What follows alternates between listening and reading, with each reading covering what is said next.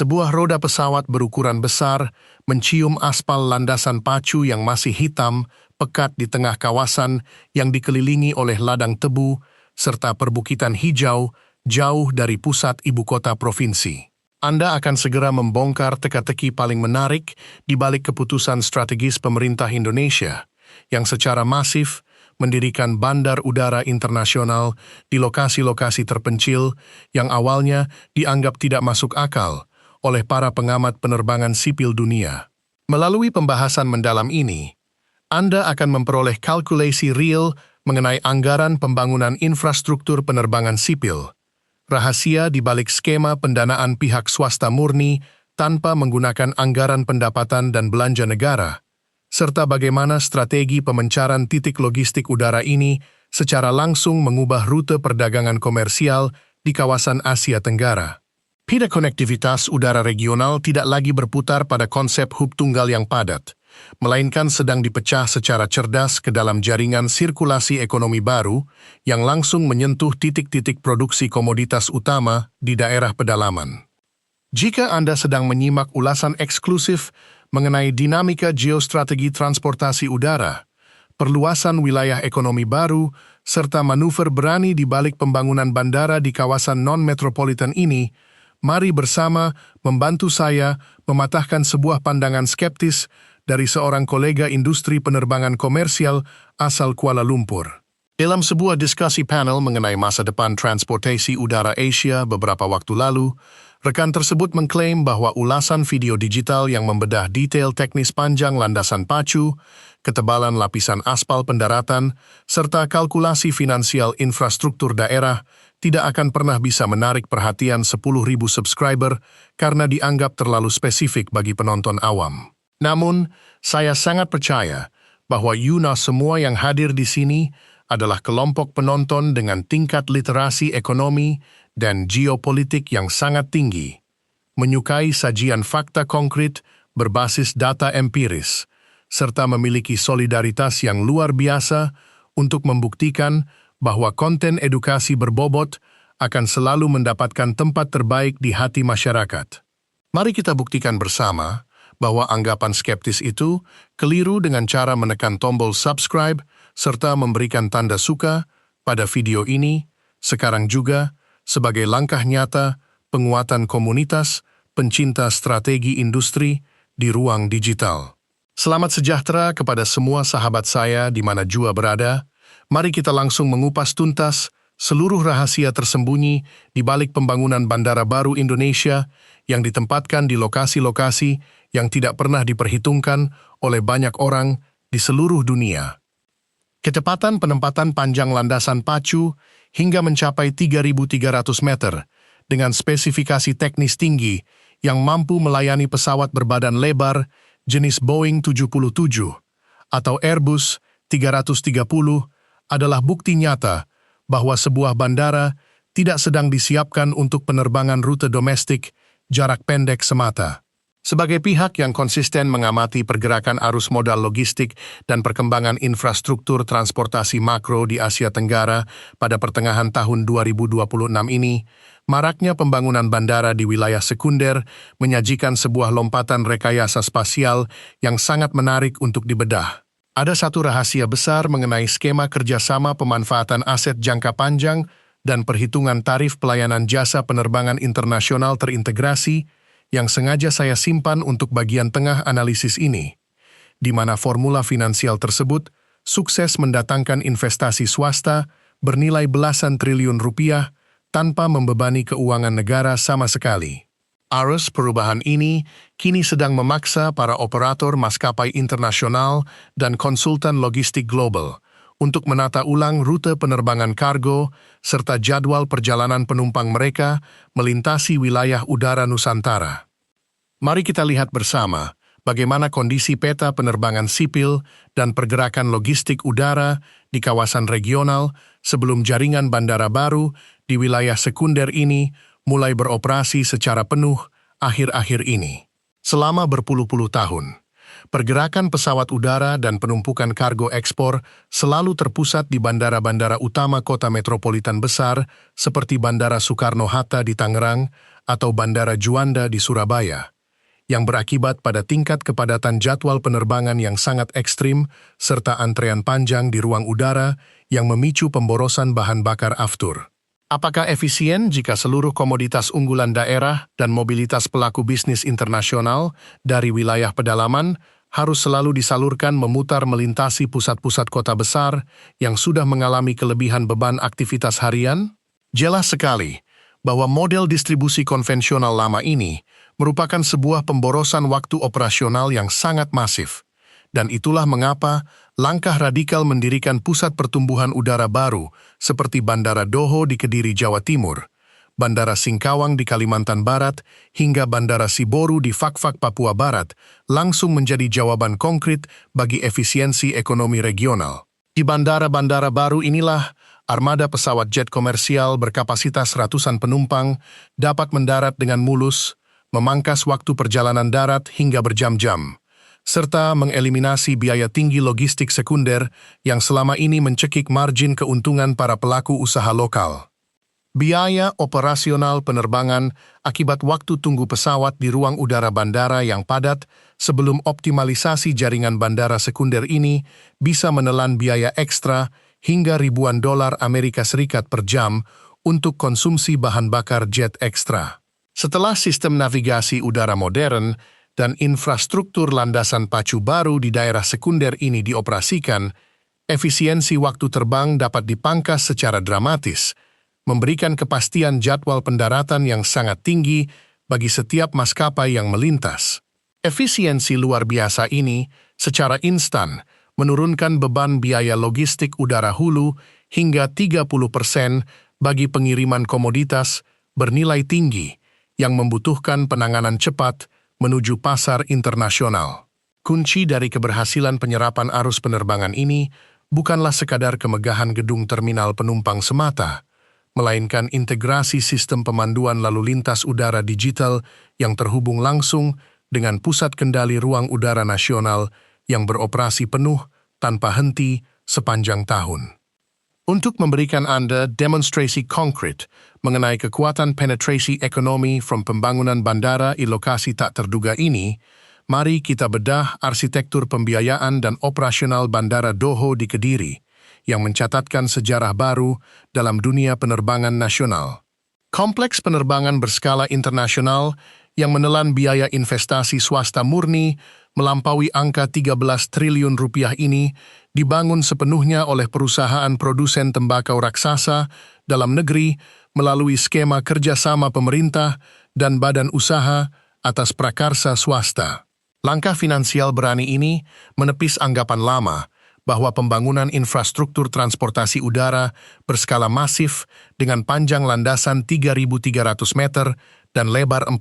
meter selalu membutuhkan kucuran dana segar dari kas negara. Di area pelataran parkir pesawat bandara baru ini, beberapa armada pesawat berbadan lebar dapat ditempatkan sekaligus secara bersamaan, memastikan bahwa arus pergerakan jemaah umrah, pekerja migran, hingga pengiriman produk hortikultura unggulan dari wilayah selatan Jawa dapat langsung diterbangkan menuju kota-kota besar di Timur Tengah atau Asia Timur tanpa perlu transit di ibu kota. Bukankah Anda setuju bahwa kemampuan melakukan penerbangan langsung dari wilayah produksi ke negara tujuan adalah kunci utama untuk memenangkan persaingan bisnis komoditas segar di pasar internasional? Mari kita bandingkan pendekatan konvensional yang diambil oleh beberapa otoritas penerbangan di wilayah tetangga dengan strategi pemencaran bandara udara internasional yang diterapkan di Indonesia saat ini. Di beberapa negara regional, seluruh penerbangan internasional dipaksa mengalir melalui satu atau dua pintu gerbang utama di ibu kota saja. Sementara bandara di kota kecil hanya dibiarkan melayani pesawat baling-baling domestik berukuran kecil.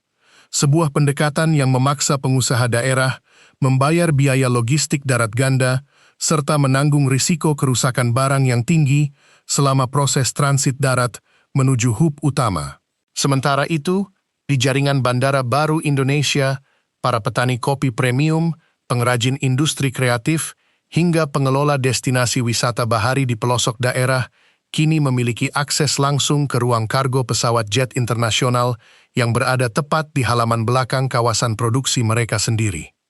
Saya teringat sebuah cerita bisnis yang sangat menarik dari seorang kawan pelaku usaha ekspor buah-buahan segar kualitas premium yang berbasis di wilayah perbukitan Malang dan Kediri. Beliau berkisah betapa seringnya beliau mengalami kerugian finansial hingga ratusan juta rupiah akibat produk mangga dan nanas unggulannya mengalami penurunan kualitas karena terlalu lama tertahan di dalam truk logistik yang terjebak kemacetan parah di Jalan Raya Trans Jawa saat menuju pelabuhan udara ekspor di Surabaya. Ketika beliau menganalisis kesiapan fasilitas penanganan kargo udara di Bandara Doho Kediri yang baru saja rampung dibangun, beliau langsung memindahkan seluruh jalur distribusinya ke bandara baru tersebut karena hanya membutuhkan waktu berkendara singkat dari lokasi perkebunan terpadunya. Produk ekspor segar tersebut kini bisa masuk ke dalam palka pesawat kargo dalam kondisi kesegaran maksimal,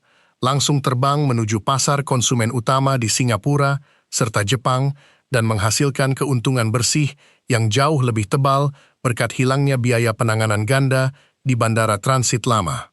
Sistem penguatan infrastruktur konektivitas udara di wilayah perbatasan seperti Bandara Singkawang di Kalimantan Barat juga menyajikan sebuah strategi pertahanan ekonomi yang tidak kalah penting untuk kita cermati bersama. Karena proyek ini menjadi contoh nyata bagaimana kolaborasi dana swasta dan publik mampu mengubah wajah daerah perbatasan secara instan. Bandara baru ini dibangun dengan keterlibatan aktif para pengusaha sukses kelahiran lokal yang menyumbangkan dana CSR senilai ratusan miliar rupiah untuk membangun gedung terminal, memperpanjang landasan pacu, serta melengkapi fasilitas navigasi udara tercanggih. Sebelum bandara ini berdiri, masyarakat dan pelaku bisnis dari wilayah perbatasan harus menempuh perjalanan darat yang melelahkan selama berjam-jam melintasi medan jalan yang menantang hanya untuk mencapai bandara terdekat di Pontianak jika ingin terbang ke luar pulau. Kini, dengan hadirnya landasan pacu modern di Singkawang, koridor ekonomi perbatasan langsung terhubung secara instan dengan jaringan bisnis nasional, menarik minat para investor sektor pariwisata internasional, serta mengamankan jalur distribusi logistik kebutuhan pokok masyarakat di wilayah terdepan secara berdaulat. Selamat dan tahniah saya ucapkan kepada Anda semua pemirsa setia, karena telah menunjukkan fokus yang sangat luar biasa, serta ketertarikan yang begitu mendalam untuk terus menyimak ulasan berbasis data industri real mengenai alasan tersembunyi di balik pembangunan Bandara Baru Indonesia di lokasi tak terduga ini hingga sejauh ini. Keputusan Anda untuk tetap bertahan menyerap informasi yang padat dengan analisis geostrategi transportasi udara dan rekayasa finansial berbobot ini menjadi bukti otentik bahwa Anda adalah kelompok penonton berkualitas tinggi yang cerdas, memiliki visi ekonomi makro yang luas, dan menaruh perhatian besar pada peta kedaulatan infrastruktur modern di kawasan serumpun kita. Nah, melihat begitu besarnya dampak dari pembangunan jaringan konektivitas udara baru dan pergeseran pusat pertumbuhan ekonomi daerah ini, kira-kira topik mengenai taktik pembangunan jaringan jalan tol transpulau terpencil, rahasia penguasaan industri galangan kapal modern domestik, atau strategi penataan kawasan industri hilirisasi mineral kritis berbasis energi bersih apalagi yang paling ingin Anda lihat, saya kupas secara tajam pada tayangan video berikutnya. Silakan Anda tuliskan seluruh ide brilian, pandangan kritis, dan saran berharga Anda langsung di dalam kolom komentar di bawah. Saya akan membaca setiap masukan Anda dengan penuh antusias untuk menentukan arah pengembangan konten edukasi bermutu tinggi kita selanjutnya. Sekarang, mari kita alihkan perhatian analisis kita menuju wilayah timur Nusantara, di mana pembangunan Bandara Siboru di Fakfak, Papua Barat, menyajikan sebuah kisah rekayasa konstruksi yang sangat dramatis, sekaligus memegang peran strategis sebagai pengunci jalur logistik udara di kawasan Kepala Burung Papua. Para insinyur domestik harus melakukan pekerjaan pematangan lahan yang sangat masif, dengan memotong puncak bukit batu serta mengisi lembah yang dalam demi menciptakan sebidang tanah datar yang cukup luas untuk membangun landasan pacu sepanjang 3.000 meter di atas permukaan laut. Kehadiran bandara baru dengan spesifikasi modern ini secara instan menggantikan fungsi bandara lama Torea yang memiliki landasan sangat pendek dan sangat berbahaya karena berada di bibir tebing pantai terjal yang seringkali diselimuti kabut tebal sepanjang hari. Melalui pengoperasian Bandara Siboru ini, arus pengiriman komoditas perikanan laut unggulan seperti ikan tuna segar dan kepiting bakau dari Laut Papua tidak lagi memerlukan waktu transit berhari-hari via kapal laut, melainkan bisa langsung diterbangkan menuju pusat pengolahan industri makanan di kota besar dalam hitungan jam saja. Pola lama pembangunan infrastruktur transportasi udara selalu menempatkan bandara sebagai fasilitas sosial yang murni, mengandalkan kucuran dana subsidi pemerintah pusat tanpa adanya kejelasan target pengembalian modal yang terukur dalam jangka panjang. Pola baru ekosistem penerbangan komersial mendesain bandara di lokasi sekunder sebagai penggerak utama pertumbuhan ekonomi wilayah yang mandiri, terintegrasi langsung dengan kawasan industri khusus, serta dikelola menggunakan standar manajemen korporat profesional yang berorientasi pada penciptaan keuntungan bisnis yang berkelanjutan. Kita juga harus memahami korelasi yang sangat kuat antara pembangunan jaringan bandara pelosok ini dengan upaya penegakan kedaulatan wilayah serta pemerataan keadilan sosial bagi seluruh rakyat yang tinggal di luar Pulau Jawa. Ketika sebuah daerah perbatasan atau wilayah terpencil memiliki fasilitas bandara yang mampu didarati oleh pesawat angkut militer berukuran besar sekelas Hercules atau jet komersial berbadan lebar, maka kecepatan respons negara dalam menyalurkan bantuan kemanusiaan saat bencana alam atau memobilisasi pasukan keamanan untuk menjaga integritas wilayah kekuasaan akan meningkat berkali-kali lipat dibandingkan dengan masa lalu. Sekarang, mari kita buka lingkaran informasi rahasia yang saya janjikan di awal tayangan mengenai rincian formula perhitungan tarif insentif pelayanan jasa penerbangan internasional yang diterapkan oleh pengelola bandara swasta baru untuk menarik minat maskapai global agar mau memindahkan rute penerbangan mereka. Rahasia daya tarik ini terletak pada pengaplikasian skema pembebasan biaya pendaratan atau landing fee selama tahun-tahun awal operasional bandara baru yang dikombinasikan dengan pembagian keuntungan dari pengelolaan area komersial terminal penumpang bersama pihak maskapai mitra strategis. Inovasi skema insentif bisnis yang sangat agresif inilah yang sukses meyakinkan para direktur operasional maskapai charter internasional untuk berani membuka rute penerbangan langsung baru dari kota-kota industri di mancanegara langsung menuju bandara sekunder domestik, membebaskan mereka dari tarif tinggi biaya sewa slot pendaratan di bandara hub utama yang padat, sekaligus memberikan struktur margin keuntungan baru yang sangat sehat bagi kelangsungan operasional bisnis penerbangan mereka.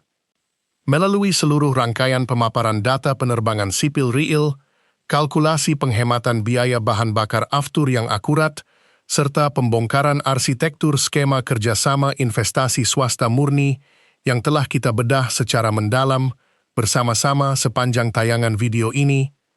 kita dapat menarik satu kesimpulan yang sangat tegas, bahwa langkah Indonesia membangun bandara di lokasi-lokasi yang tidak diperhitungkan.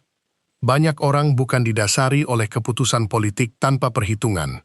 melainkan merupakan sebuah strategi rekayasa ekonomi spasial yang sangat matang untuk memecah konsentrasi kemakmuran agar mengalir deras ke seluruh pelosok negeri. Kehadiran gerbang udara internasional baru di wilayah sekunder dan perbatasan telah membuktikan kepada dunia internasional bahwa dengan memadukan keberanian investasi swasta, kecanggihan infrastruktur teknis landasan pacu berkapasitas besar, serta ketepatan pemberian insentif komersial bagi maskapai global,